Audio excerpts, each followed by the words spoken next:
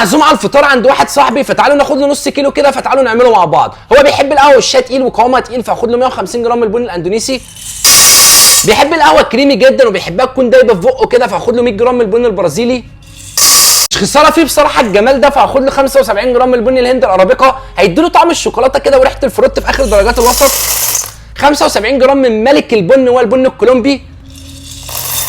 ارجع عيد تاني على تظبيط القوام بتاع الخلطه، فهحط لها 50 جرام من البن الهند الروبستا، وبعدين هديله حته كده من تكاتي، واحط له 50 جرام من البن الجيتومالي. ميكس الجيتومالي مع الكولومبي مع الهند الارابيكا مع البرازيلي خطير يا جدعان، والخلطه دي واحده من احلى الخلطات اللي عملتها في حياتي. وانزل بال 50 جرام، هو بيحبها محوجه، فتعالوا نحوجها مع بعض. 10 جرام من الحبان عشان الحبان ما يبقاش طاغي قوي على الخلطه.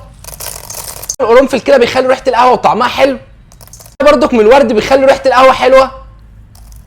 على النص كيلو ده 2 من جوز الطيب، التعواد من الجينسنج، وبصراحه منقهم له كده مزيتين عشان يدوا له طاقه وباور، لانه كابتن جيم قد الدنيا. وهنزل بالثلاث تعواد اللي بالكلام بقى ده كله، وانزل بيه في مطحنتي. بس قبل ما اطحنه ما تنساش انا علاء فوده وبعرفك كل حاجه عن القهوه.